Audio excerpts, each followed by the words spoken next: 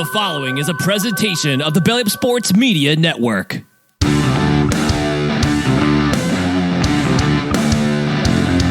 1420 Sports Bar Podcast, 4 beer of sports talk and a whole lot more. Join host Brent Radlinsky as he bellies up to the bar and gets the conversations going that'll make you think you're sitting in your local watering room. It's sports, beer, and shenanigans, so sit back, grab a few beers, and let's get into it.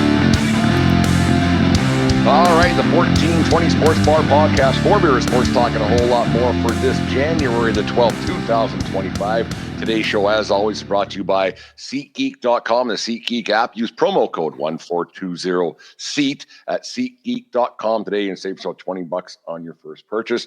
Remember, we are part of the Belly Up Media Network. Go to BellyUpSports.com for all their great articles and other podcasts, such as Time to BS with Staniel Smooth, Seahawks Sessions, and as well as the Three Rails Metro Hockey Podcast, among other things, connoisseur of raisins and goldfish. I heard, Mr. Are you gonna make fun of me for that too? Are you gonna make fun of me for that too? Because I'm getting screamed at. I said I'm not making fun. You're a connoisseur. Okay. It's just everybody has their own likes and dislikes in this world. I saw it on the old Twitter machine the other day, and I was a bit taken aback. That's the first time I've ever heard that. People like what they like. How did you become a connoisseur of this fine delicacy? Well, I like sweet and salty things. I do like those. I do like that combination, and that dates back to when I was maybe 10 years old, maybe 12 years old. I got before I got braces. Yeah. I had to get my what the hell was it? I had to get certain teeth pulled and teeth adjusted to get the braces like filled in right. And one of those things that caught my eye was like, oh, I like the sweet and salty because I loved goldfish. I already loved goldfish. The flavor best goldfish, regular cheddar. I love that stuff. The pretzel goldfish was great. And I was a big proprietor of raisins, but raisins on itself is not particularly great because it's just freeze dried grapes or whatever, but if you mix it together like trail mix, it's great. So I've been getting made fun of this by my fiance, by a couple friends, and a couple peeps over on the belly up side of things. Like, what is wrong with you? Like, don't knock it till you try it. No, I won't. And like I'm not saying I'm not going to try, but I'm not going to knock it till I try it. I was just quite like, oh, that's a bit odd. I mean, like, and I can't remember the last time I've had goldfish now. And so I have. Well, they're older now, obviously, but when my niece and nephew were young, my sister had them, so I would chew on them or whatever. There was a bowl sitting somewhere, so you eat them. And I don't think I've had raisins since probably the last time I went trick or treating, which was a long time ago. When you get the little box of raisins, you pop in. That's the little box of raisins. Yeah, that's probably the last time I've had raisins. So that would have been. Geez, I'm 50 now, so that would have been 1984, 85. Last time I had a box of raisins, probably. I don't know for sure if those dates are accurate, but maybe that's something. When me and the wife go shopping, we'll throw it in the basket and see what happens. I will tell you this: do not knock. Like, to anyone that's listening, do not knock until you try it. I've been the proprietor of, hey, try something at least once, see how you feel about it. If you don't like it, all right, it's fine. It's fine. Doesn't hurt anything. No, it doesn't hurt anything. Doesn't hurt anyone. It was just whatever. This jersey is way too big for me, but what are you going to do? Because realistically, a guy could go to just a bulk barn and load up on that, and you only spend about $3. Yeah, really. Like you're not going to City Field and spending like $10 on sausage and peppers on a bun. Like I will say this though, the sausage and peppers and onions on a bun, on a hot dog bun at City Field, fantastic. No, I'm absolutely fantastic. Like you can just have a hot dog, but dress it up. Like I'm with you 100%. Yeah. Like have this. Like don't just have a wiener and call her good. Like if you're gonna get it, if you're gonna spend 10, 12, 15 bucks, whatever it is, make it worth your while. You can have a hot dog at home anytime you want. Put some caramelized onions on it. Put some honey mustard, some ketchup here and there. Relish if you're into that stuff. Sauerkraut. I am not a fan of sauerkraut. That's just me. But I'll make sauerkraut with like regular like caramelized onions here and there. Yeah. And that's like a psychotic thing that I do, but I'm a big foodie in that regard. But Last night I was having a discussion with we were watching the Leafs game last night, and she's from Toronto originally, and her parents are Leafs fans, her brother's Leaf fan, and they, you know, as you know, they haven't won a cup since 1967, well before my time and hers especially. But Harold Ballard, that's all I need to say. There's a lot, and I'm a Leafs apologist myself a little bit, but the thing is, when I get your opinion on this, is it like if is it okay to root against a team because you don't want them to win for the simple reason that the fans are insufferable?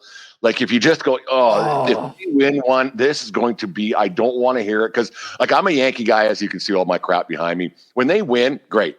And then I talk about it for a little bit. But when they lose, it bothers me more than when they win. Like when they win, okay, good enough. But I don't talk about it forever. When they lose, I'll probably bitch about it more so for months on end after they lose. But there's some fans of certain teams, you're like, I hope this team never fucking wins anything, because I wouldn't be able to take that guy for the next 10 years.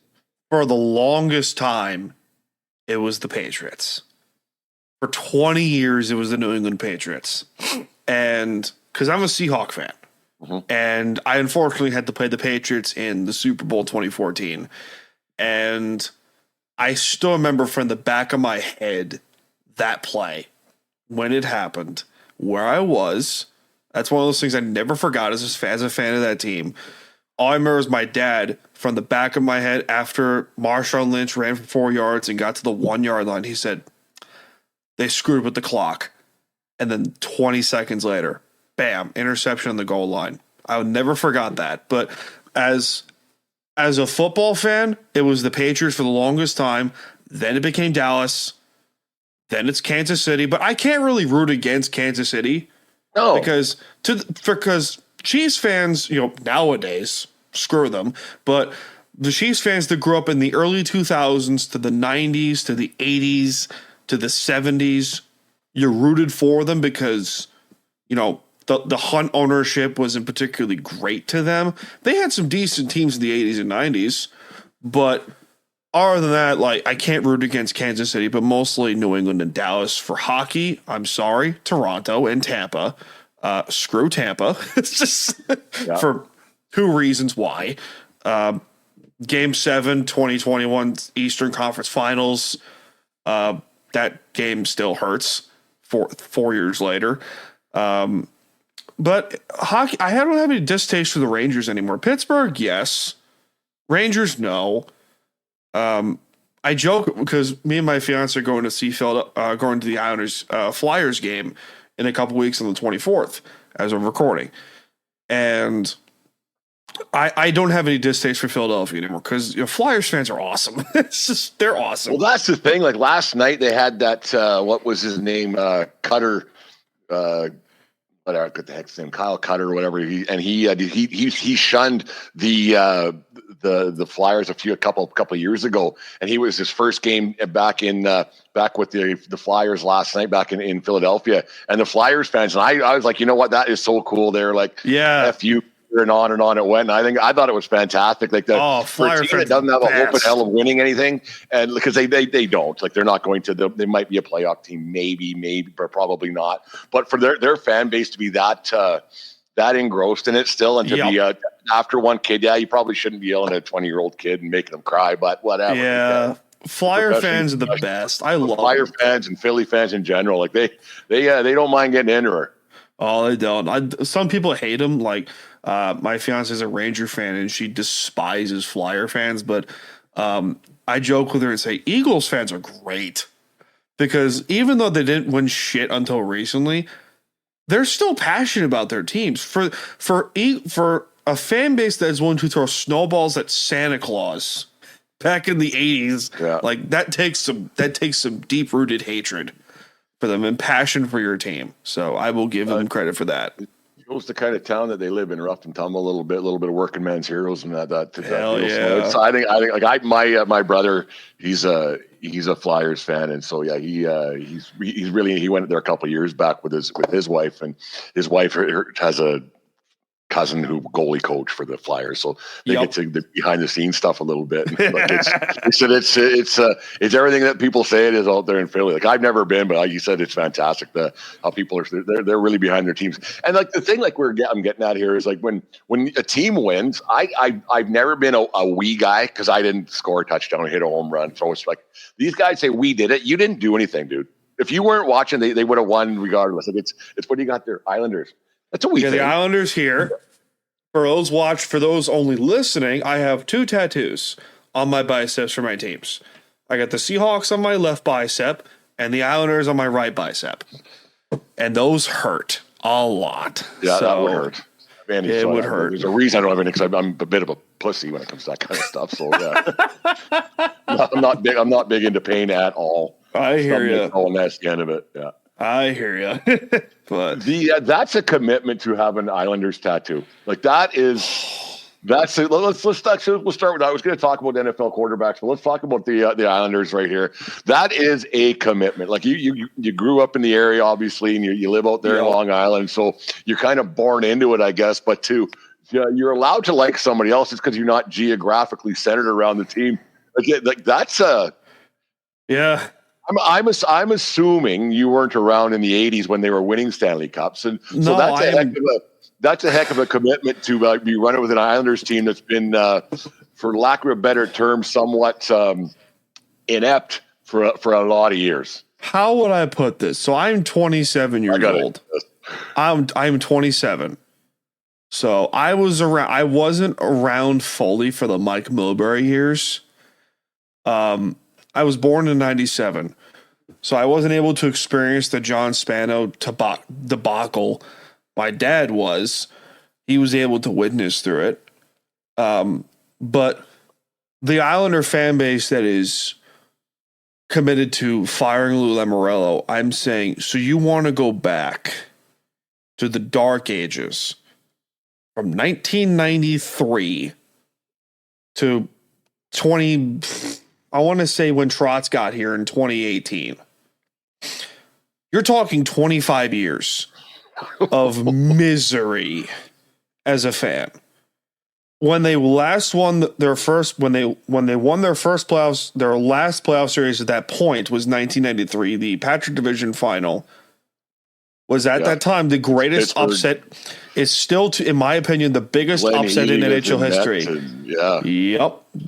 David Volek, double in overtime, Game 7. The greatest upset in NHL history was the 2-time defending champion Penguins falling in 1993 to the Islanders.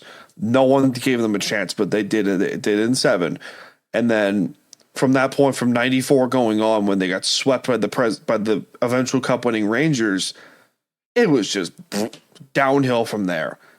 Downhill, and just inept ownership, inept management. Like, I saw a tweet the other day. I think it was one of the comments on one of my clips from the podcast, where this person said, "I'd rather have Garth Snow than Lou Lamoriello," and I almost lost it. It took me every single. That's a whole other level of stupid. It took me. See, you get it. It takes me every single inch of my well-being to not lash out at this person. And some others said, "I'd rather be San Jose because at least you know what you're getting every week." Like, what? How stupid? It must be really hard being that stupid. Who was the owner? It was Wong or something. Wong. Charles Wong. Who give him credit? I will give him credit where credit is due. At least he wanted this team to stay on the island. Yeah. He never wanted the team to go to Brooklyn. But because, Nassau County politics is a piece of shit, but what are you going to do? So the whole situation happened because there is an individual who Islander fans hate to this day. Her name is Kate Murray, and she voted on the Islanders leaving Nassau Coliseum the first time in 2014. The following season, they went to Brooklyn. That was their first season at Barclays Center, and then it never really panned out. It just didn't work. It just didn't work. It was a basketball arena. It didn't work. So, but as a fan, when I see these comments of saying they need to go, I'd rather bring back Garth Snow. Again, it takes me every single inch of my well-being to not completely punch a wall. So, because that whole thing was so odd, like as an outsider looking into that, and like about Garth Snow, like he was a goalie for the team like just a couple of years. Yep. Wilson, he's running the operation. Like, yeah. How does that work? Like, because I think he went to what school did he go to? Maine, I think. It's where he played his college hockey. So he may have had some kind of a degree of some kind. But to say, "Hey, here's a hockey team. Want to be in charge?" Sure. Which is the problem. Like, it doesn't make any sense. And how that happens throughout sports, like from 1 year you're playing, like it works sometimes, but a lot of times it doesn't. To say, "Hey, last week you were getting your brains beat in over there, and then you're traveling on the bus with these guys. Do you want to be in charge of this team now?" I've never understood that. I've never understood how you go from being an athlete to being a management like that quick and not even learning the ropes. Just all of a sudden, here you go. I've always wondered. That's an NHL thing as a whole, because you see that a lot with certain teams that will hire like Barry Trotz, Stanley Cup winning coach with the Capitals and the Predators for a long time. All of a sudden, he's the general manager of the Predators. So you're seeing that a lot more, where you're seeing coaches go to management roles or players go to coaching roles. Or the worst is when you see like the minor league goaltender, the minor league backup goaltender going straight to general manager. Like, who does that? It makes sense. Who does that? Like, that's why I sympathize with like small market fans of certain teams like Jacksonville or something like that, because it must be so hard being a fan of that team. Because there was just one guy who I used to be decent friends with who was a Jaguars fan, and he lives down there, and he would talk about like the con ownership, like, oh, they're con artists. Like, wow, I haven't heard that before. So because the Tony Khan, I could go off the deep end about AEW, but I choose not to because I like my sanity. But but I sympathize with small market franchises because the Islanders are one, and for 25 years we were doing crap ownership, crap management, crap teams, and just ineptitude, and it feels like that. The fan base wants to go back to that. I'm like, are you out of your mind?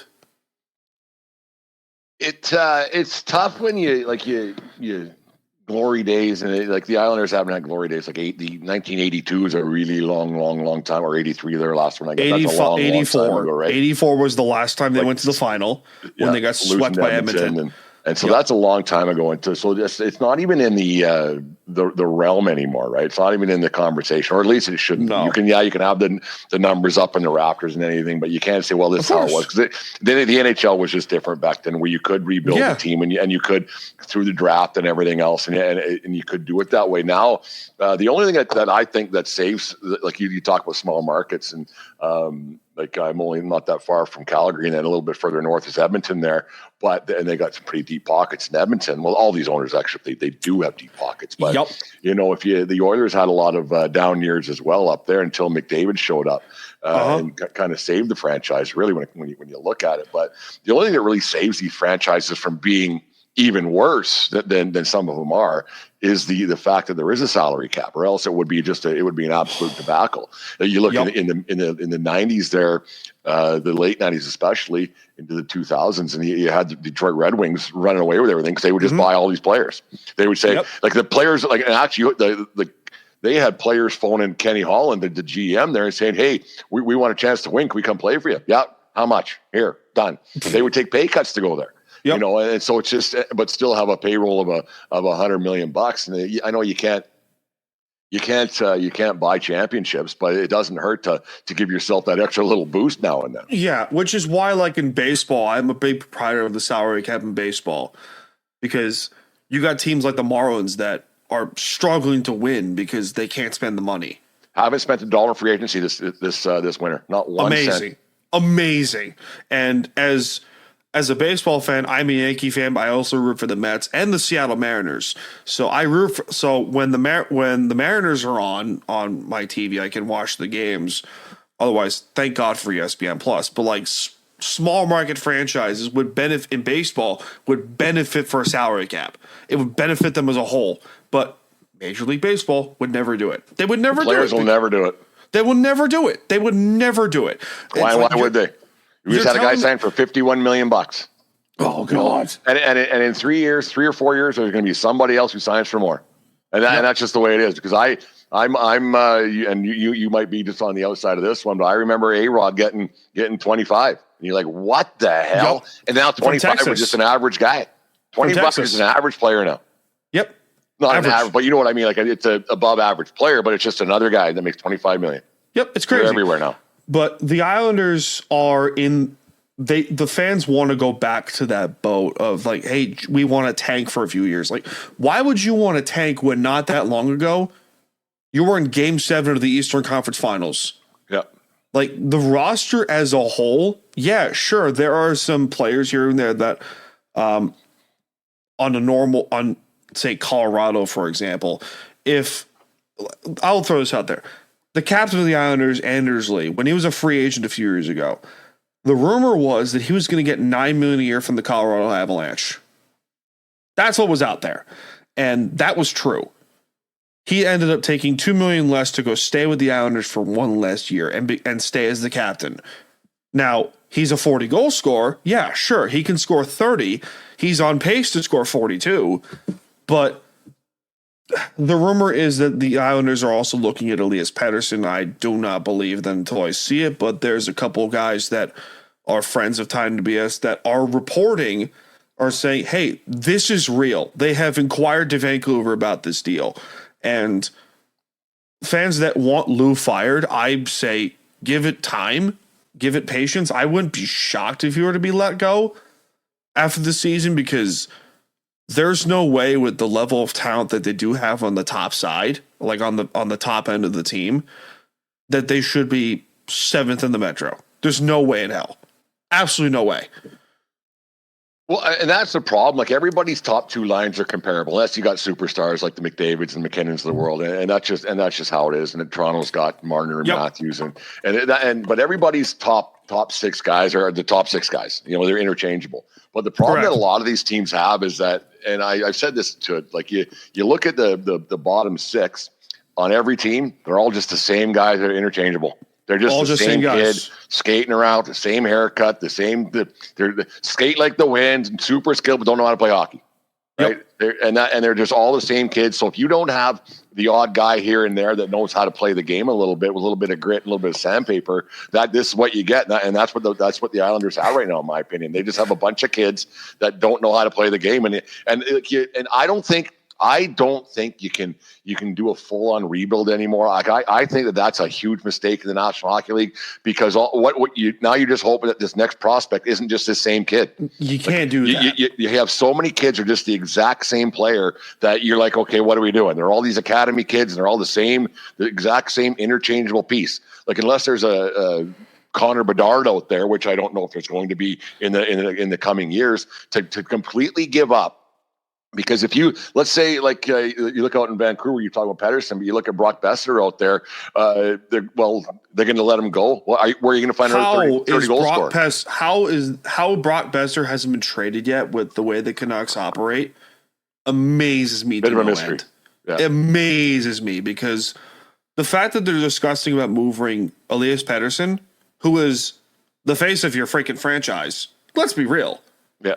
Elias Pettersson is the face of your franchise in Vancouver. Why would you even think about trading him over a guy like JT Miller, who is essentially the same guy who's like, you can find those guys off the street, and they're overpaying him. And Miller's he's a good player, but he's been known to be a bit of a cancer. There's a reason why he's been on X amount of teams over the years, and him and Pettersson are having this little lovers quarrel apparently out there. And my thought on that one is they really need to get rid of both those guys if they're going to salvage their locker room, because there's no way that just with the way humans interact, right? When there's two people who aren't getting along, you're going to be picking sides. That's just how human beings are, right? That's how it's going to be. That's just the way things are. It's grade 9 schoolgirl stuff, but it's just the way it goes. And like, if you get rid of one, then the guys who are on say on Miller's side, if they told him to go, they're going to be pissed off. So it's a tough situation out there for the Canucks. I don't know what you do, but I don't know. I'd sit him down and say, you know what, maybe both of you guys, here's a bottle of whiskey and figure it out. It's like the wrestling business back in the day. Yeah. Yeah.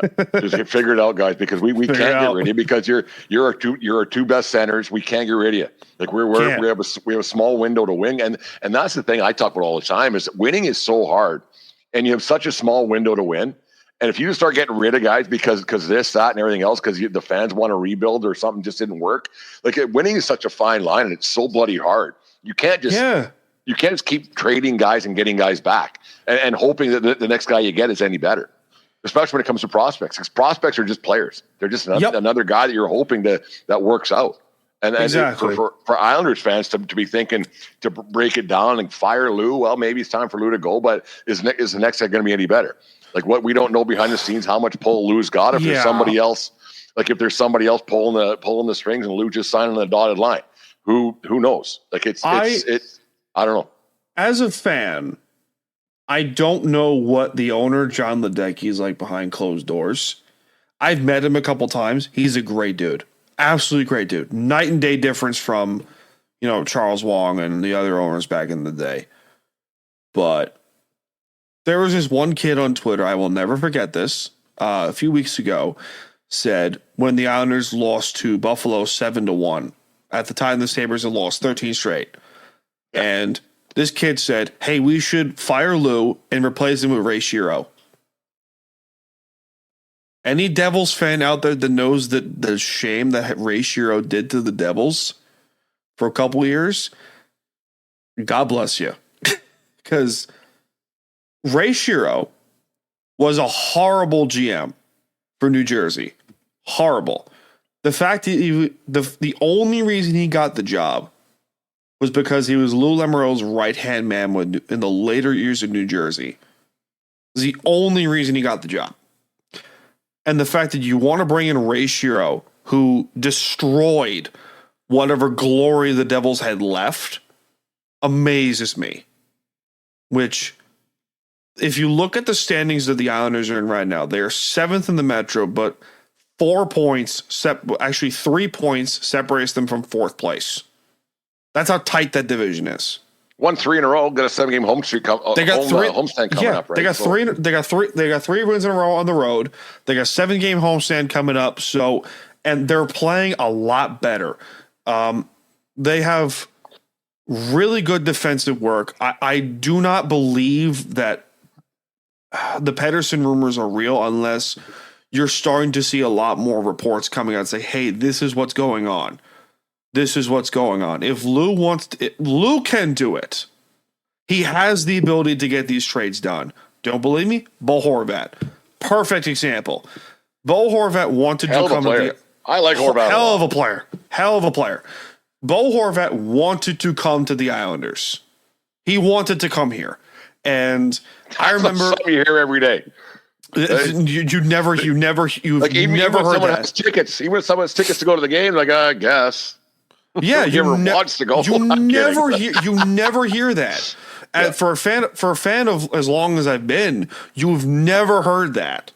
And I remember clear as day, I think they were playing Vancouver the first game of the Horvat trade, and the fans were chanting Horvat, and I started to cry. It's like, this is a guy who wanted to come here. Like, you never see that as a fan of this club. But if Lou wants to get the Pettersson deal done, he can do it. He can absolutely do it. They have the pieces to do it. I don't think they're going to give up any these draft picks, but my guess is they're probably going to give up players that are in the realm of the Pettersson contract, which is $11 million a year.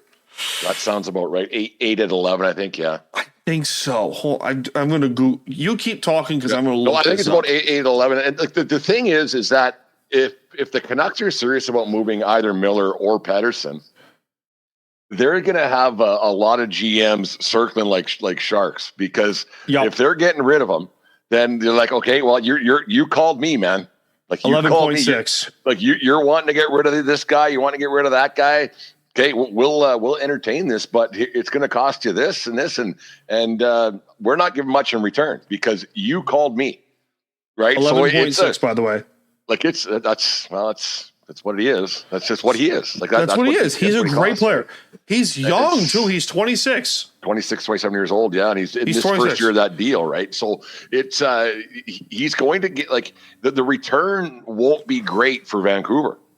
Right. Because other teams be like, if you want to get rid of one of these two guys, because there's a schoolyard showdown happening in your locker room. Okay, we'll take them, but I ain't giving you nothing. I can tell you what the report is that they're looking to get. They're looking to trade to Vancouver. The report that is out there is a prospect, Noah Dobson, who's a defenseman, and a draft pick. That is what is out there right now. And that is from Stefan Rosner of NHL.com, who's an Islanders beat writer. That is what is out there. The report is that Noah Dobson is potentially part of the deal. If not him, then Brock Nelson, who's a good player. Really good two-way player. I'd make that trade a heartbeat. I would make absolutely.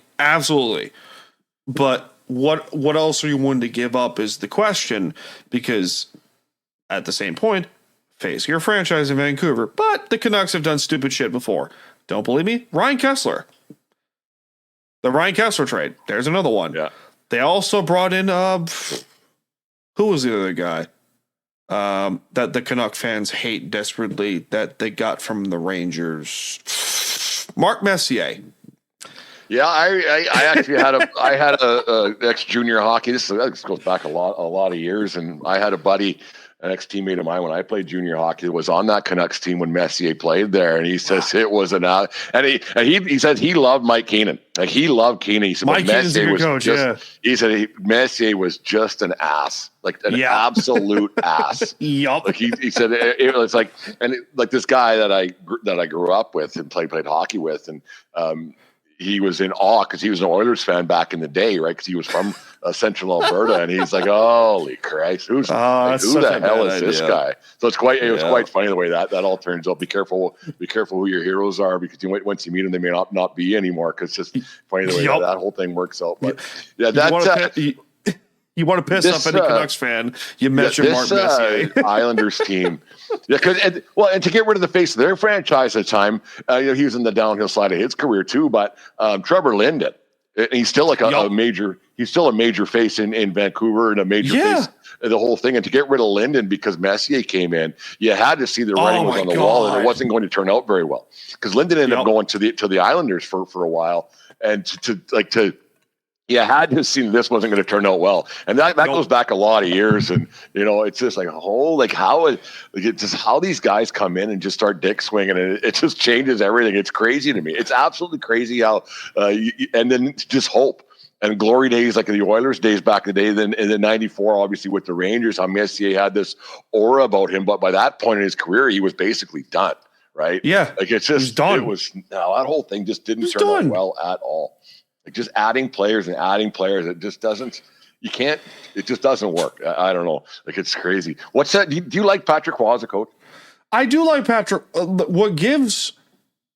I like Patrick Roy because he's willing to take no bullshit. He's not willing to take any bullshit. And if he's learned anything from his time with the juniors, his several years with the juniors and winning a couple junior championships, he's not willing to take any bullshit. He's willing to make major changes to keep the team winning. And Horvat and Barzal, when they were together on the top line, was good. But Barzal has this nasty habit of passing wherever he sees an open shot. I never got that, but he's a points getter. He's a playmaker. Don't blame him for that. But he's willing to make some crazy moves here and there. Like, currently, Casey Zizekas, who was the fourth line center for a number of years, was on the top line as one of the wingers for a hot minute into the playoffs. Like, okay, like, let's see where this goes. Like, as a coach, you want to see what the hell works, because NHL coaches are for some reason like baseball managers. So you want to see how everything plays out. So I like him as a coach. He's not Jack Capuano. Thank God for that, because Capuano was infuriating as a coach for a number of years. Don't know how he lasted that long, but thank God he's gone. That's all I'm saying. The what happened a few weeks ago? Like I was flipping around, and they had an open practice so the public could come and watch the Islanders practice there. And Ross said something. He was talking to the people in the crowd, like, "Yeah, we're not very good. It's these guys' fault." I was like, "That's a ballsy move, man." He doesn't give a fuck. And that's the thing. He doesn't care, right? Like, he's a Hall of Fame player. He's got how many millions of dollars in the bank? He doesn't give a shit. Whatever, man. At all. Like, I'm out. I don't care. And so I don't want to go as far as saying belittle, but to be belittling these prima donna athletes, because that's what a lot of them are nowadays, no matter what sport it is, to belittle these guys, these kids, and he didn't care. Give a shit. Like he didn't care. And I thought it was an odd move. It's like, oh, I don't know if we can't get away with that anymore, but they're playing a little bit better hockey. And he even said when they were losing, not just after that, he said, I can't complain about how we're playing right now. We just aren't getting the bounces. And now that they've won 3 in a row, like we said earlier, they got a 7-game homestand and could find themselves in a playoff spot in 2 or 3 weeks. Would that be a good thing or a bad thing if you're looking at the future of this Islanders team? Because that's it. Like winning can be good, but it can put a lot of lipstick on a pig. Both is good. I'm going to say both for that one, because you're like Sweden, both Switzerland, both. Yeah, that's good. Sure, both is good. Both is good. What's that scene? What is that movie? What's that movie I'm thinking about? It's a Disney film. You know what I'm talking about, right? It's like, I do. Both is good. It's like, all right, good. But that's right. That's where I'm at right now, which is like I want to see the team win. I really don't care who is in charge of the management. As long as you do your job, do the job right. In my humble opinion. But again, we're fans. Mm-hmm. We're fans. We have no right to say how we don't get. We're not general managers of hockey teams. We can have opinions. I got screamed at on a YouTube comment that said, "So you think as fans we're not supposed to make opinions on who we think should be the general manager?" I'm like, did I say that? You can think anything you want, man. I don't give a crap, but like, I don't give a shit at all. But at the same, I think it'd be good because you're willing to. If they win if they keep winning and the Pettersson rumors come into play more, and you're willing to give up a good chunk for Elias Pettersson and his mammoth of a contract, go for it. Go for it. Because if this team a few years ago has shown us anything, this is essentially the same dang roster that took 7 games for Tampa to beat them. Yeah. 7 games for Tampa to beat them. And Tampa Bay has gone on record and said, yeah, the Islanders were the hardest team to play against because they shut us down for 7 games. It took Yanni Gordon a breakaway on shorthanded for us to beat them. That's what it took. That's literally all it took. And they have the ability to do it, and it's just frustrating here and there. But I don't know. I'm going to settle with both on that one. Like, to get in and win a round, then you can kind of go, okay, good, right? And then you kind of get a little bit of, okay, what does it take to win? Because if you don't get in and might get a draft pick, but a draft pick, especially when if you end up 17th, right? Then you're basically getting a second rounder with your first overall pick, anyways. Correct. Like, after the top 5 or 10, maybe 10. After that, it's just a bunch of kids. That whatever. After 3. Good, thank you. Usually how it is. I was being a bit light on that, but like after, unless you got a fewer guys here and there, they're generational, and I hate throwing that term out so loosely. But basically, after top 3 to 4 guys, it's just like another kid. It's another guy. That's it. Unless you're willing to unless you get like the 18th pick and turns out to be David Pastrnak, but that's whatever. But Vancouver should have drafted him. Do you know the Canucks at 2016 that Pastrnak got drafted? Yeah. The Canucks had the opportunity to take him at 17. Boston took him a pick later. Unreal. Unbelievable. It's like you said, it's just a crapshoot. You don't know. Like you don't know what you're getting and how it's all coming about. And it's again, my point is this. Every single team in this division, whether you like it or not, is beatable. Everyone, for the first time in a long time, every single team in this division can either be really good or be very beatable. Don't believe me? Look at Columbus right now. Columbus is currently 4th in the Metro right now, I believe. They're rolling a little bit. They're rolling. Columbus is rolling. Columbus is 4th with 46 points. Carolina, a team that many of us picked to basically take a step back, they're 3rd with 54 points. Okay? The only realistic team that you can really say, okay, this is going to be a hard team to catch up to was Washington. And who the hell expected that? Nobody thought that. Nobody thought that at all. Like, especially then, like Ovechkin got off to a hot start. Wasn't great last year. And then he got hurt and he's a bionic man coming back from a broken leg already. And he got unbelievable. He's only 20 some goals behind Gretzky now for that. Unbelievable. For the all time. It's crazy that man keeps going. And this might be a year you might see the Capitals might make a trade and say, you know what, we got lightning in a bottle right now. Let's go for it. Yeah, right? Exactly. Really. They got just got a chance to anybody right now. There's a few frauds in this division. I'm not gonna lie. Pittsburgh, fraud. New Jersey. I don't know. I don't know what to think of them. They're like hot and cold. They're just they're there. I think Carolina's a fraud, and that's just me because it's like 2 guys and that's it. Their goaltending is suspect as hell. But again, who am I to say? I'm just a fan. I'm just a fan behind a microphone. I'm not an expert in this crap. I don't think that anybody's better than I don't want to say better than, but like you look at the Stanley Cup champions, like is anybody better than them still in the East? Oh. Like, I hate to say it, but like the East is still Tampa and still I still think Florida. If Florida can repeat, and they have a very good chance to do it. The problem is the West is very top heavy too. Yeah, that's the problem. So if they play a team like Vegas again, they're probably going to lose in 6. If they play a team like Winnipeg, the Panthers can beat them. That's odd because Winnipeg is so good in the regular season. Yeah, so it's good. Weird. And they probably got the best goalie in the league right now in Hellebuck, and you don't know what you're going to get. You don't know what you're going to get out of him, when it comes to May. It's so weird how Winnipeg just can't put it together. Oh, it's so weird.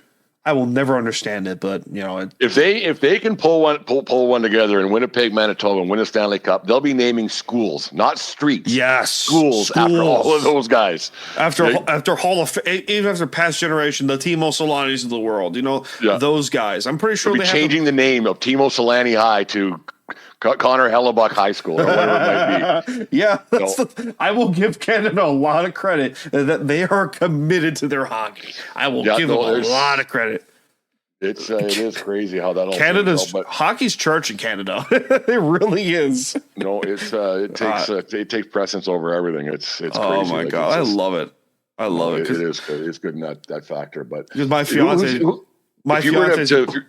ahead. Sorry, my fiance's mother, her mother's side of the family is a French Canadian. Oh, really? So they got a lot of hockey family up there. So it's just I get to bullshit with hockey about with my fiance, and she'll ask me like, "Hey, what did you think of Hammer Lundqvist in 2014 or something like that?" It's like Lundqvist was not the reason you guys won the President's Trophy. Ken Talbot was the reason. I will die on this hill, but whatever. That Rangers team isn't very good. Well, this year? What's the problem there? This year? Yeah. Oh, geez. Management, top heavy. They're very top heavy. Although their guys are making too much money and they're not producing. Artem Panarin can't do shit in the playoffs. Don't know why they gave him that much money. But I'm not making decisions. Mika Zibanejad is cold at the worst possible times.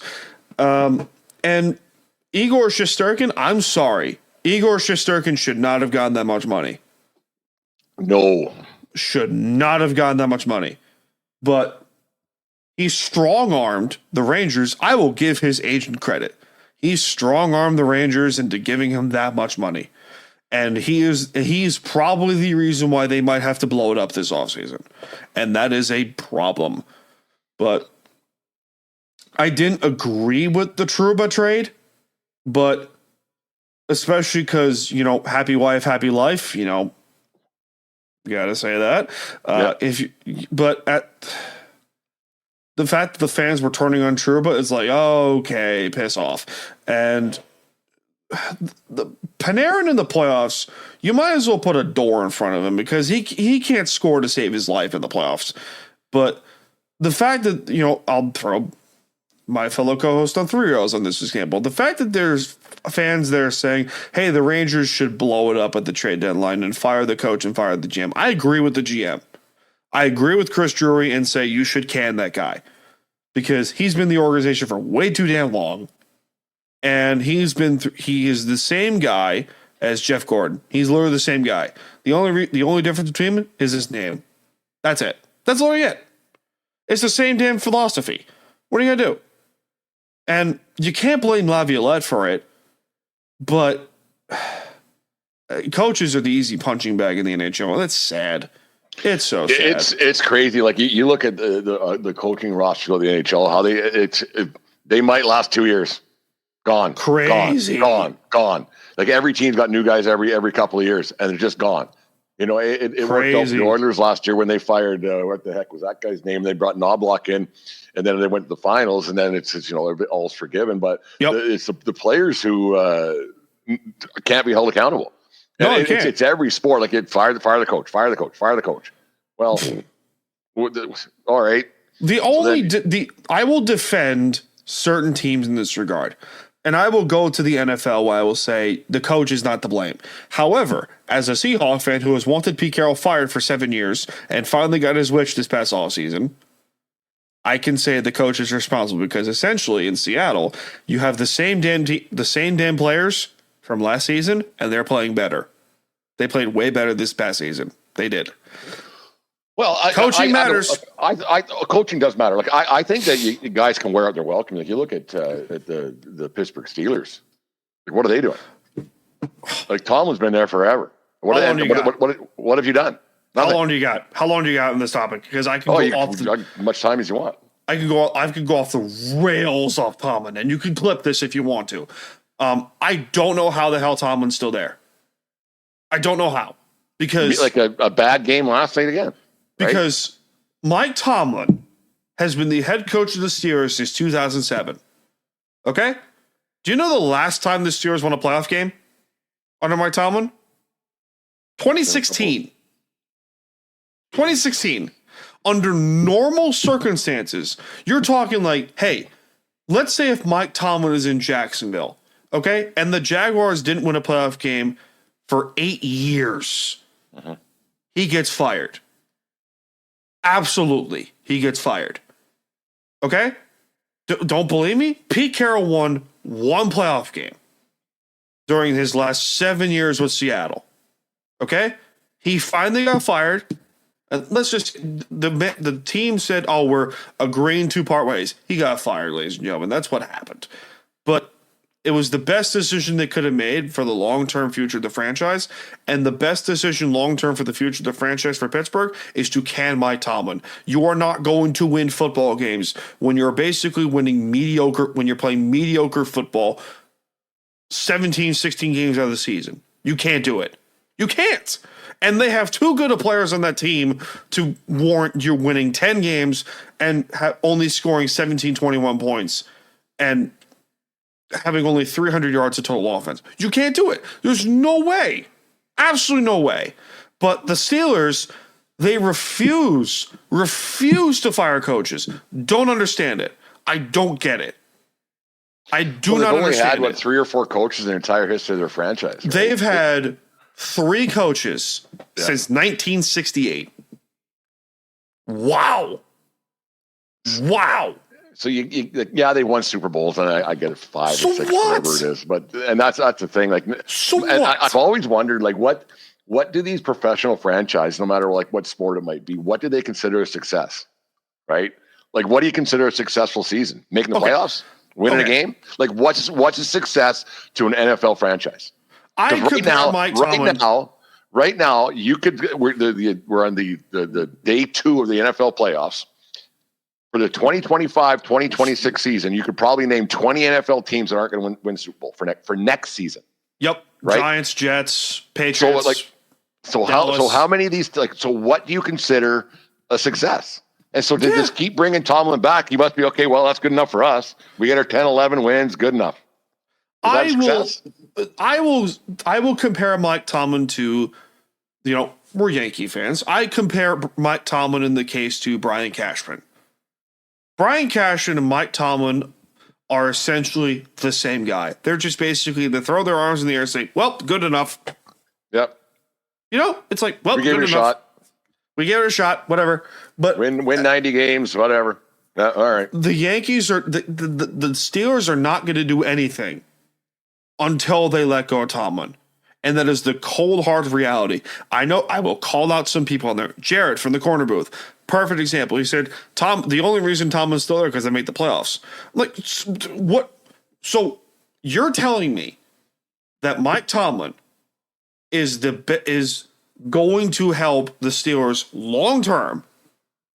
Long term. We're talking long term, 5-6 years down the road to help them win Super Bowls when the rest of your division is going to get better. Whether you like it or not, the Bengals, they're going to get better. Baltimore, they just kicked your ass yesterday as we're recording. Cleveland. Okay, asterisk on Cleveland. But the AFC as a whole is going to get a lot better down the road. Denver, they're going toe-to-toe with the Bills right now. The Denver Broncos. Yeah. No one's giving the Broncos a shot right now. And they're going toe-to-toe with Buffalo right now. Okay? That's the funny thing. I'm not a big believer in Buffalo. Until you pull it off, I'm not a... Like, you have to be the man, you got to beat the man, right? I get it. So I'm just... Kansas City's a fraud anyway, but who am I to say anything? But you see my point is... The Steelers are not 16-1, pretty tough fraud. Watch their games. A lot of referee stuff. I know, but still 16-1. Unbelievable. Unfreaking 15-2 actually, but because they lost in the last game of the year to Denver. Okay, because they wanted to avoid Cincinnati. Yeah, I can't believe it. But at the same point, it's one of those things where you go and ask yourselves question: what is it going to take for you to break from the insanity? What is it going to take? Like, Tomlin is well past his expiration date. The only reason he's still in Pittsburgh is because it's Pittsburgh. That's it. It's the only reason he's still there. Under normal circumstances, he gets canned in 6 years. Like, I mean, coaches and players alike have a shelf life, right? Yeah. It's just, and then to have guys and you sign guys to long-term contracts, doesn't happen in football a ton, but enough, where you have guys that are there for a while. You're like, oh, Jesus, you said this last year. Yeah. You said Russell Wilson. You said it last year. Russell Wilson, perfect example. I can argue with Seahawk fans to this day since the Wilson trade was made. And I say, okay, long term, it was the best thing you could have done as the franchise for the Seattle Seahawks was to trade Russell Wilson. That was the best case scenario you could have done because, whether you like it or not, Russ was bailing Pete. If you watch the games, in depth, look at the tape and say, okay, why are you doing this, Pete? Why are you making this decision? Why are you putting this guy in coverage? Like, why are you putting Jamar Taylor at nickelback against the receiver that is clearly faster than him? Like, there was a few situations where I thought, oh my God, Russ is going to bail out this guy again. And where you talk about shelf lives, I don't know how the hell Russell Wilson gets in our starting job in this league, but who am I to say anything? Yeah, it's kind of like that's the thing. Like, if he's an athletic-ish quarterback still, right? And that's what I want to talk about a little bit because, like, it's just it's such a quarterback-driven league. Either you have one or you don't, right? So and it's that, especially the NFL. It's getting worse and worse and worse with that factor. And I don't know why they even call it the MVP award. It's the most outstanding quarterback. Thank you. It's the most outstanding quarterback, and that's all it is. Thank you. So if you have a above average not an above average quarterback, an above average athletic quarterback, you're halfway there, and the rest of it doesn't matter. The rest of your roster construction matters a little bit, but if you have a guy who can scramble, have a guy that can do a few things that can pull something out of his ass once in a while, that's how an NFL team wins now. The rest of it's all just smoke and mirrors. Yeah, your defense got to be good, but a defense can't stop these athletic quarterbacks. They can't. Crazy, right? Crazy shit. And it's just it's the National Quarterback League, and if you have a guy that can run a little bit, scramble a little bit, pull something out of his a rabbit out of his ass, then you have a chance of winning. The rest of it doesn't matter. It doesn't. And it's a shame because there's a lot of teams out there that have really good quarterback play, and the rest of their team is just hot, stinking garbage. And there are some certain situations where you get both shit quarterback play and shit team overall. The Giants, perfect example. But go on the topic of like really good athletic quarterback. I don't know if that's really the case. I think you just need to have really good quarterback play as a whole, and everything just needs to mesh all at once. Like, the Seahawks have something built in there. I do not understand the cut Geno Smith crowd. I do not get it. But to say that, hey, they need to cut Geno Smith and move on, like, why? Why? Geno Smith was 5th in passing yards this year. 5th. He was 5th in passing yards. Interceptions, whatever. Like, there were certain games that they won because of Geno Smith. They beat San Francisco. They could have beaten San Fran twice this year. Okay? But there's also certain situations where your team is losing or falling apart because of your quarterback, a la San Francisco. The 49ers are going to sucker up and pay Brock Purdy $60 million, and it's going to tear that team apart. It's going to destroy that team. I will never. I want to get your take on this, because I think you'll be in the same realm as I am with this. Because I know like Mahomes signed his deal and it's back pay and blah blah blah whatever, but he's still the best in the league. And like, until somebody beats him, it's just what it is. If I was a GM and some agent for Big Cock Brock rolled into my office and said, "You're paying him $60 million," I said, "Get out." I'd say, "Get out. Get out of my office." I agree with you 100%. He's not better than this guy. He's not better than this guy. Mahomes has this many Super Bowls. He's making that much. Yep. So get out. Tom Brady. And when I say get out, make sure you stop by the locker room, grab his shit and his name tag, and don't ever come back here ever again. You're telling me. If you think that I'm that stupid, where I'm going to give you $60 million, get the hell out of here, and I never want to see you again, and go find somebody who is stupid, because it ain't me. Fuck off. That's what I would do when it comes to guys like that. See, I'm in the same boat as you, because I think quarterback contracts as a whole are stupid. Absolutely stupid. Do you want to know how much money Peyton Manning was getting in 2012? Take a wild guess. 25 million. 19 and a half. In 2012. That's not that long ago, ladies and gentlemen. That is not that long ago. It's not. Since then, the highest paid quarterback right now is Dak Prescott. Tell me, is Dak Prescott worth $60 million? Nope. Not even close. The only reason he's getting paid $60 million is because Jerry Jones. Which, God bless the Cowboys. God bless them. I tell you what, this quarterback thing, it's out of control, because you have to have one. But you know what? All right. So now you got these kids coming out of college. Well, you're paying me this much. No, I'm not. I'm not. Like, I don't understand it. Like, it's all these guys are coming out, and Jaden Daniels had a very good year, obviously. But you look at the Heisman, Caleb Williams. I'm a USC guy, and Williams didn't amount to anything really. And how much does he make? Right? And I tell you what, because if you don't have and taking a quarterback in the first round, that's a cautionary tale, because your team had to have been really bad to get the first overall pick.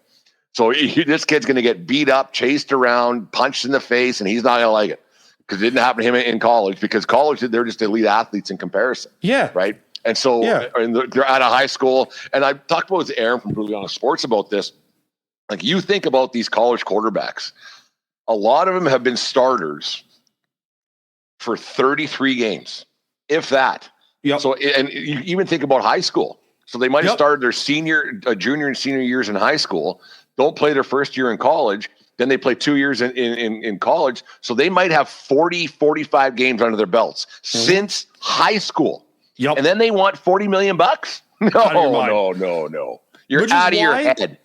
Which is why I give Joe Burrow a lot of credit, because Joe Burrow at least was in college for 6 years, was in LSU for 2 years, was in Ohio State for 4, I think three or four. Mm-hmm. But, and Joe Burrow like worked his ass off to get where he is now. That's the exception to the rule, where you got guys that are willing to put in the work to here and to here to throw the football. Yeah. Like, do you remember Josh Allen's rookie season with the Bills? Not really. Okay, he was terrible. Terrible at Buffalo his rookie season. And then when he started to work on his... You talk about Peyton Manning originally. Yeah, look how bad he was. His rookie record for interceptions. Peyton Manning. Yeah. 1 in 15 or whatever it was, yeah. Better example is Peyton Manning. And then he worked on his mechanics to say, okay, this is what I don't need to do. This is what I need to do now. And he worked on it, and you can make an argument he's a top 5 quarterback of all time. Very good argument there. Yeah. But it's more than just, hey, you play 33 games, bam, here's $50 million. Like, no. I think this is never going to happen, but I think we're going to get to that point where you start to see owners go and general managers go, hey, we can just plug in like the goaltending system in the NHL. You're going to start to see teams that are willing to pay $20 million here for a quarterback, $5 million for a backup. I agree. You're going to start to see that. That's a great comparison, because I think goalies, because I'm an old goalie from way back myself, and the goaltending position, it's now you got a bunch of guys who are just big, right? Yeah. They're just big, and they're not perfect example. They're not making saves. Pucks are just hitting them. They're just big. It's Ben a big Bishop back in the day. Yeah, just big equipment. Bishop Well, you talk about Gar Snow. Gar Snow revolutionized the big equipment. Yeah, that's why they changed the rules, because of him, right? So, and you're going to see a lot of people saying, yeah, okay, you got the 1 or 2 guys who are worth this much money, but the rest of them, they're just interchangeable. Yeah, whatever. Which is where I give my own general manager in Seattle, John Schneider, a lot of credit. He was willing to give Geno Smith $28 million a year. A bargain for a quarterback in today's NFL. Most backups are getting paid what, $15 million roughly? The fact that the starting quarterback of your football team, who gives you probably the best chance to win, maybe, is going to get more money in the next 2 years because of a new contract. But essentially, you're paying this guy $30 million to be the starting quarterback of your team. You're going to see that a lot more, where general managers are going to get smarter and go, oh, crap, it's more than just our quarterback. It's our offensive line, the tight ends, wide receivers essentially grow on trees nowadays. Like, I put this an example on Seahawks sessions where defending the DK Metcalf trade is, we've heard this expression before, running back by committee. Yeah. Thousands of times. You see teams that are paying like $5 million to 3 running backs, total. Okay? The Patriots back in the day had a running back tandem of Brandon Bolden, Stephen Ridley, Shane Vereen, and LeGarrette Blount. 4 guys. They were all making combined like $12 million. Probably. And they won Super Bowls because of those guys. Sonny Michel, Deion Lewis, like a bunch of guys, they're running back by committee. And you're starting to see around the NFL wide receiver by committee.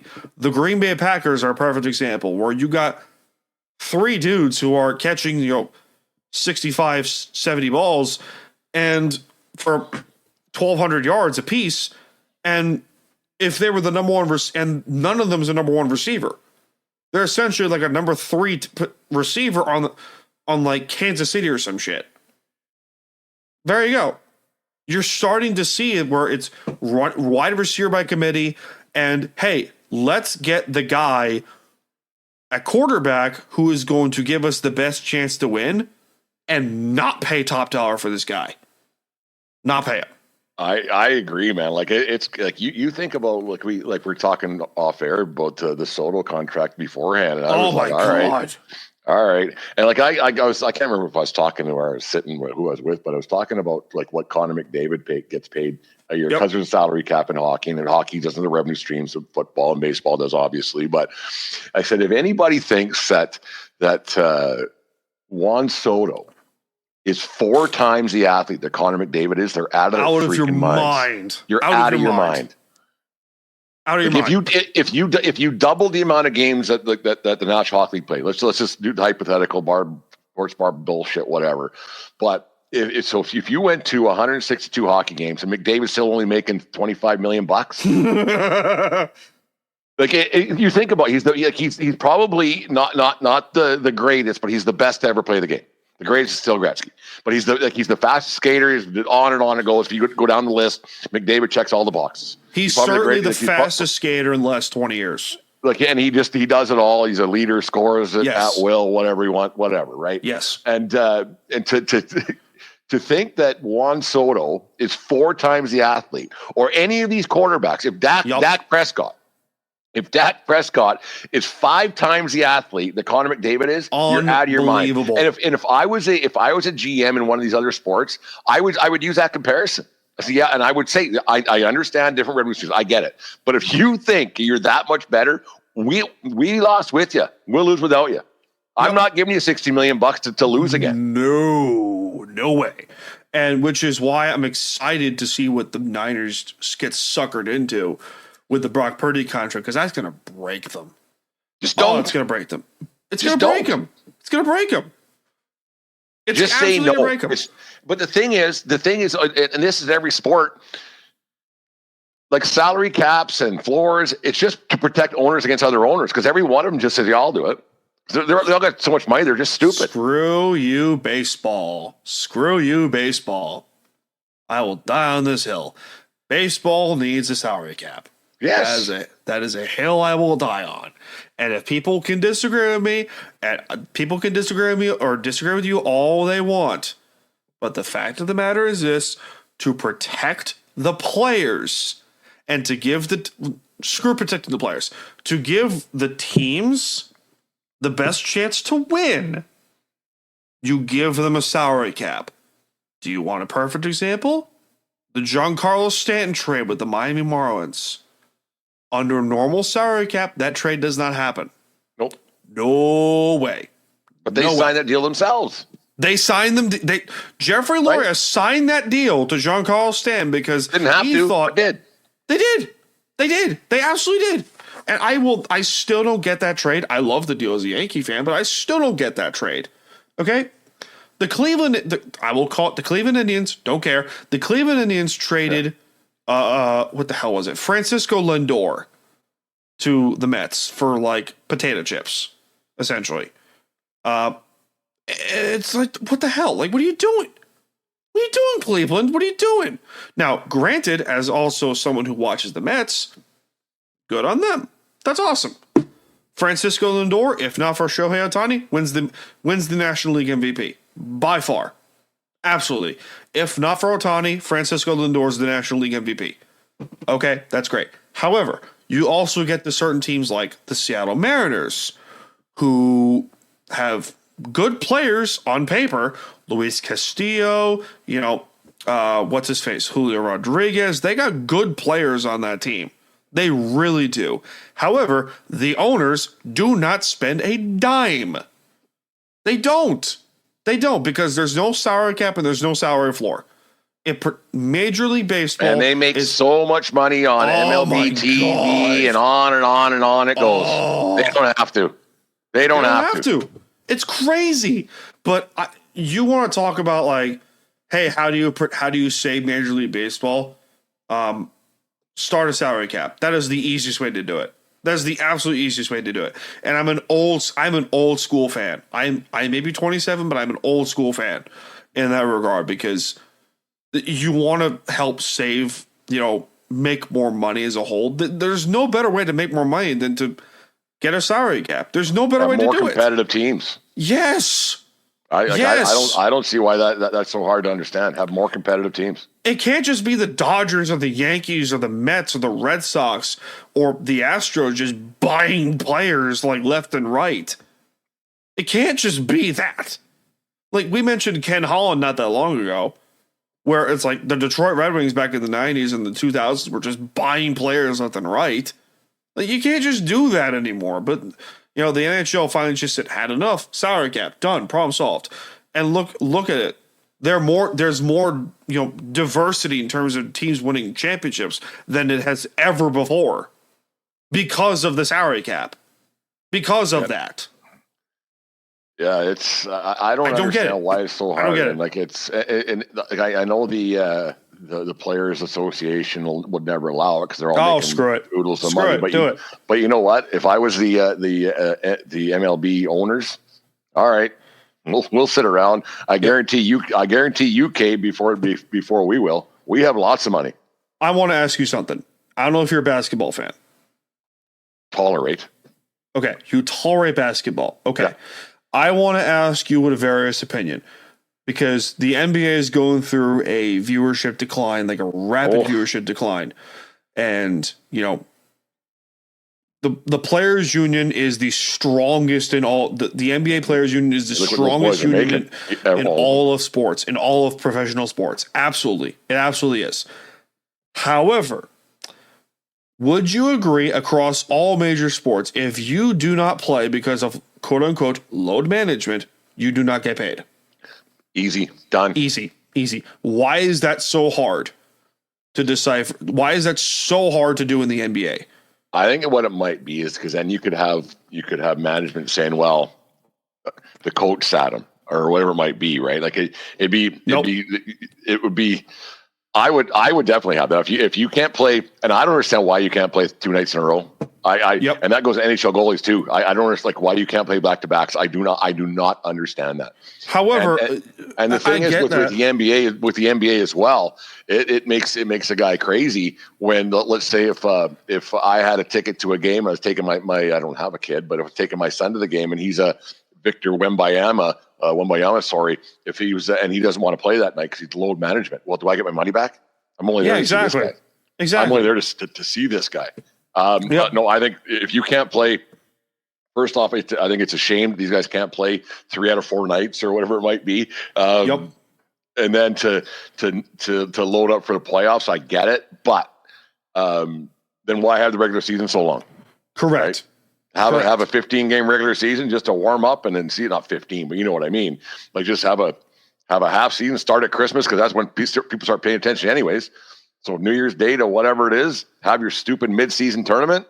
See you later. Done. Which is stupid. I don't like the mid-season. I don't understand. I don't like the play-in tournament. I don't like the NBA Cup. I don't like the in-season tournament. It's the stupidest thing in the entire world. But you know the NBA is desperate. But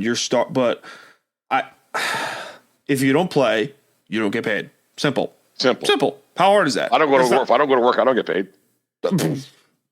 Believe me, I'm a welder. I completely get your point. So as a welder, I would get screamed at if I didn't show up. If I just chose, no, I'm not going to go to work today. I would get screamed at because I know because as a fan, you said it perfectly.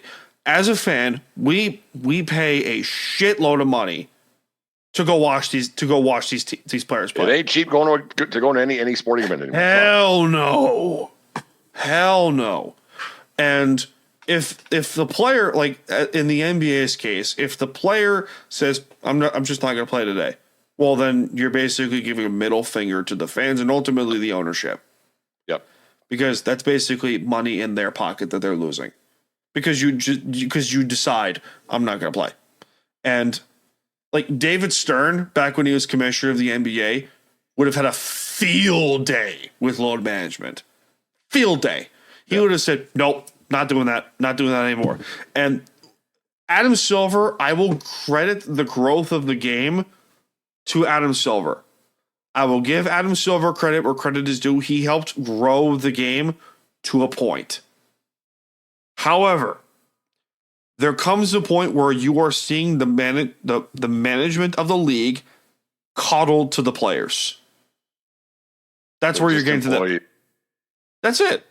That's it. Just employees and just another guy that can do this or do, and that's every sport. That's I don't like to use this reference kindly, and this is not like an offensive reference, but it's like letting the inmates run the asylum.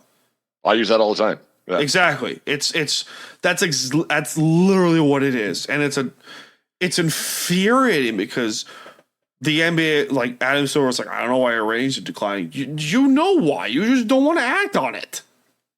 You don't want to act. It's not like, what the hell? It's just a 3-point fest, and I'm getting my notifications on the MacBook right now. How I mentioned like earlier that Denver was going toe to toe with Buffalo. Buffalo, anymore. Right? Not anymore. Currently, as we're recording, Buffalo is leading 28-7. Yeah, they said that. Well, that's enough for this. Well, that's enough. Well, I've had enough. Yeah. Okay, little boy, give him a pat in the head and say, "Go, move along, move along." However, I think Buffalo that was going to happen. I've seen a lot of Bills teams back in the Josh Allen years, in the years of Josh Allen. I have a friend of mine who has a tattoo sleeve just dedicated to his sports teams, and a couple of his tattoos are dedicated to the Bills. And he's a former season ticket holder of the Bills, and he has told me, I think if Buffalo goes to Kansas City, they beat them. If this Bills team goes to meet Kansas City in Arrowhead, the Bills beat them. Because if not now, then when? I think, well, I've used this term a lot throughout this episode. If you watch Kansas City play, there's a lot of things that they do that you go, what the hell? What the hell are you doing? And granted, it's Mahomes nowadays is like Tom Brady back in the day. You have to pray to God that you beat him. Pray to God that you can beat him. But I don't know. It's the whole any given Sunday kind of reference. But Mahomes has touched the X factor, right? Like that's the kick. Yeah. Like and that's just what it is. It's him. And until someone beats him, well. But it's just like one of those things where you can go, oh, this team has a lot of flaws, and they just seem like such a fraud to me. But again, no hate on the Chiefs. It just seems to me that they're frauds. That's just the way I look at them. Because story time, I had to get back surgery a number of years ago. Uh-huh. I had a nasty cyst on the base of my spine. I had to get it removed, and all I did for 6 months being bedridden was just watch football and watch hockey. That's all I did. And whatever gets through the day, man, it works for you. That's all I did for 6 months while I was bedridden at home was just watch football, watch hockey, play video games. It was awesome. But but during that time, I started to understand the game a lot more and started to see which team is a fraud and which team isn't. And I will use this team as an example. The 2015 Panthers, destroying teams. 15-1 record. Cam Newton was the MVP. Yep. And a lot of classmates at school were like, oh, the Panthers are going to destroy them. Destroy them. And I said, I don't know. Because if they play a team like Denver, which they later did, Denver could beat them. Because that defense is nasty. That is arguably one of the 5 best defenses I've ever seen. Or that I've ever watched on like film from like the 70s, the 80s. I will still die on this hill and say the mid 80s Bears, the greatest defense ever. Ever. But I don't know, it's just which goes into the discussion of, hey, this team looks like a fraud. But I don't know. Yeah, they might be, but until they lose, I mean, they're still champs, right? And I love being wrong. I enjoy being wrong. I get pleasure from being wrong. So what do you want me to do? Not me. I like a pat in the back whenever I can get it. Yeah. Those things. That is a lot of fun. We should do this again sometime. Of course, dude. Of course. No, we'll talk off air. We got some different ideas and things we could come up with that won't take up too much of our time. But yeah, some things. Tell everybody about the 9,000 different shows you got going on. Unfortunately, I have like 4. So what are you gonna do? might be a 5th one coming soon, but I don't want to overwork myself. But you can catch me on on YouTube and on various podcast platforms. Time to BS with Staniel Smooth, Seahawks Sessions, BS Sessions, and the Staniel Smooth Show, which is a solo show that I do. Subscribe, follow the show, like me, and stuff like that. Follow me on Twitter at Staniel Smooth and at Time to BS Podcast on Twitter, Instagram, and Threads and bullcrap. Subscribe to the YouTube channel at Time to BS with Staniel Smooth and get various clips and various shows along the way. And do stuff. Do all this stuff. No, if you listen to our show, you'll like the BS with Staniel Smooth. A lot of very lighthearted, no stats, no crap. No, it's always a good listen for sure. So make sure you guys tune into that. But thanks for doing this again. We'll do it again. We'll talk off air a little bit, and we'll do this again. And go Islanders. That's Thank you. Hey, go Islanders. You never know what could happen. Win a few games. Thank you. They win 5 out of 7 on a homestand during the playoff spot. Unbelievable. Unfreaking believable. Especially how bad things can go. All right. The Sports Bar Podcast, Four-Beer Sports, talking a whole lot more. Remember, everybody, doesn't matter where you are, it's who you're with. Have a good day, folks. We'll talk to you again tomorrow.